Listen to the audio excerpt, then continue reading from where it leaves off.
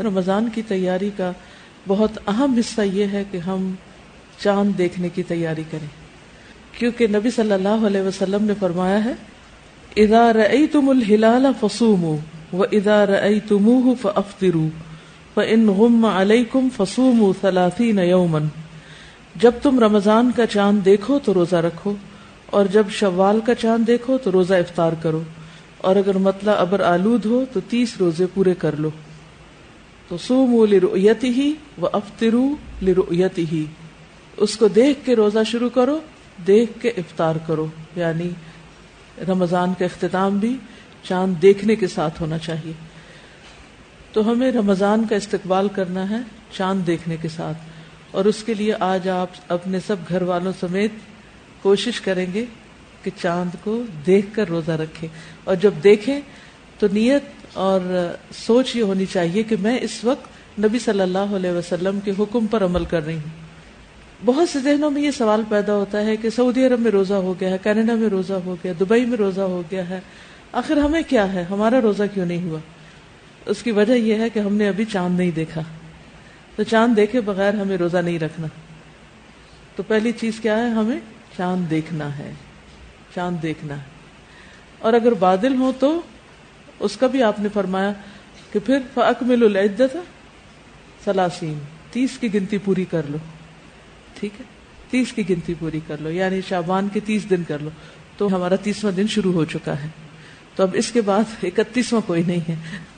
تو کل ویسے تو روزہ ہوگا ہی، تو اس کو فار گرانٹیڈ نہیں لیں کہ کل روزہ ہے تو روزہ رکھ لیں گے، سب رکھ رہے ہیں ہم بھی رکھ لیں گے، تو اس کو سنت کے مطابق شروع کریں۔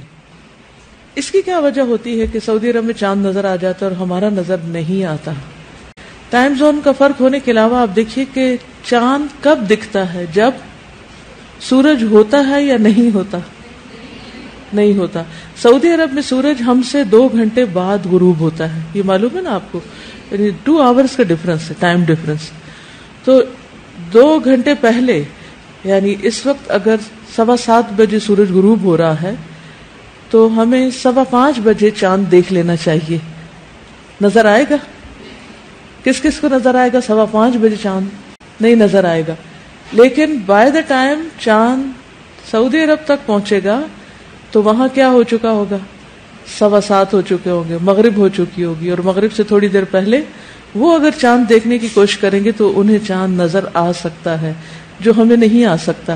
اس لیے ہمیشہ ہم 1 دن پیچھے ہوتے ہیں، اور چونکہ نبی صلی اللہ علیہ وسلم نے ہمیں یہ سکھایا کہ چاند دیکھ کے روزہ رکھو، اس لیے ہم 1 دن اور موج کر لیتے ہیں۔ مجھے ہمیشہ پاکستان میں ایڈڈ بینیفٹ یہ نظر آتا ہے 1 دن پیچھے ہونے کا، کہ زیادہ اچھی طرح تیاری ہو جاتی۔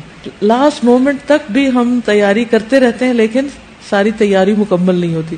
جسمانی تیاری، ذہنی تیاری، روحانی تیاری، کئی اعتبار سے ہمیں تیار ہونا ہوتا ہے۔ اس طرح جب 1 دن اور ملتا ہے مہلت کا تو مجھے بہت غنیمت لگتا ہے کہ اللہ تیرا شکر ہے کہ 1 دن اور مل گیا۔ پھر سوچتی ہوں کہ کیا موت کے وقت بھی 1 گھنٹہ 1 دن اور ملے گا کہ مزید کچھ کر سکوں؟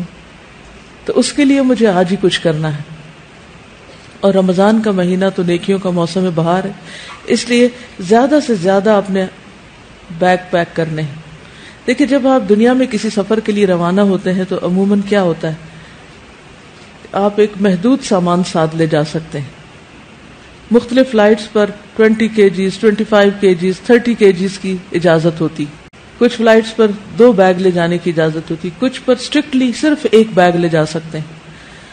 اب اگر آپ 2 مہینے کے لیے ٹریول کر رہے ہیں تو 1 بیگ میں کیا کچھ لے کے جا سکتے ہیں؟ کتنا کچھ زیادہ نہیں لے جایا جا سکتا، اور بہت سلیکشن کرنی پڑتی۔ لیکن آخرت کے لیے جب آپ کو اپنے نیکیوں کے بیگ بھرنے، اپنے سوٹ کیسز پیک کرنے ہیں، تو کوئی لمٹ ہے وزن کی؟ ہے کچھ نہیں۔ دنیا میں اگر آپ نے کچھ پیک نہیں کیا ہوتا تو کیا منزل پہ جا کر آپ کو مل جاتا ہے؟ مل جاتا ہے۔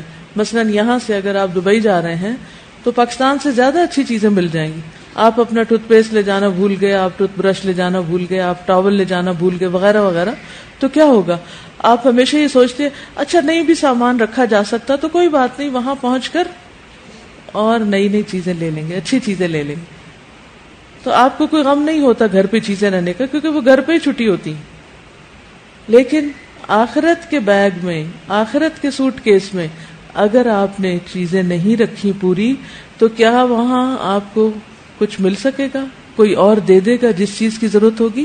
نہیں، وہ آپ کو یہیں سے لے کے جانا ہے۔ تو اس لیے ایسا موسم بہار اور ایسی سیلز کا سیزن آ گیا ہے کہ جس میں چھوٹی چھوٹی نیکیوں پر بے شمار اجر ہے۔ خوب خوب بیگ بھر لیں اور اس کے لیے چست چاقو چوبند ہو جائیں، کمر باندھ لیں، گیٹ ریڈی، ٹھیک۔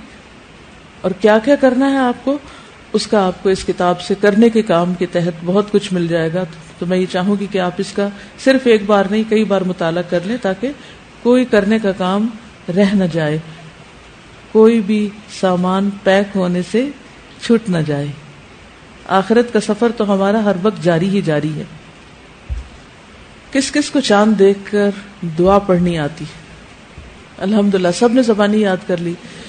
جنہوں نے یاد نہیں کی وہ کتاب ساتھ رکھے، اور جس وقت چاند دیکھے تو ایک نظر نیچے دیکھے، ایک اوپر دیکھے، نیچے دیکھے، اور دعا پڑھ لیں۔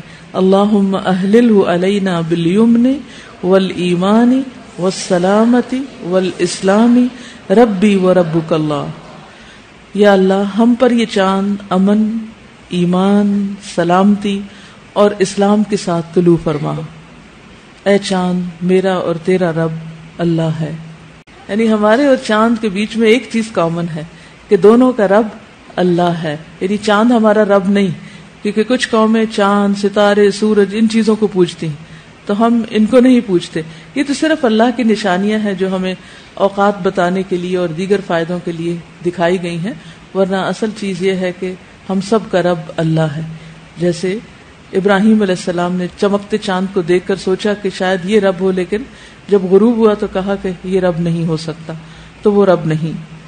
دوسری دعا ہے اللہ اکبر اللہم اہلہ علینا بالامن والایمان والسلامت والاسلام والتوفیق لما تحب وترضى ربنا وربک اللہ۔ اللہ سب سے بڑا ہے، اے اللہ یہ چاند ہم پر امن، ایمان، سلامتی اور اسلام کے ساتھ طلوع فرما، اور اس چیز کی توفیق کے ساتھ جس کو تو پسند کرتا ہے۔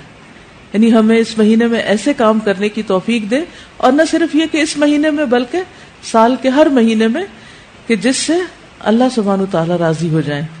ہمارا اور تیرا رب اللہ ہے۔ تو اللہ کرے ہمارا یہ رمضان گزشتہ تمام رمضانوں سے بہت ہی بہترین ہو۔ ایک بات پچھلی بات کے حوالے سے، جہاں ہمیں رمضان کی آمد کی خوشی ہونی چاہیے اور رمضان میں اپنے ایمان کی تجدید ہونی چاہیے، کیونکہ دعاؤں میں بھی یہی چیز ہے، لیکن یہ سب کچھ صرف رمضان تک ہی نہیں رہ جانا چاہیے۔ کسی کا قول ہے بئس القوم لا یعرفون اللہ الا فی رمضان۔ کتنے برے ہیں وہ لوگ جو اللہ کو صرف رمضان میں پہچانتے ہیں، اللہ کی طرف صرف رمضان میں رغبت کرتے ہیں۔ تو ہمیں سارا سال رمضان کی طرح اللہ سبحانہ وتعالیٰ کی طرف رجوع کرتے رہنا ہے۔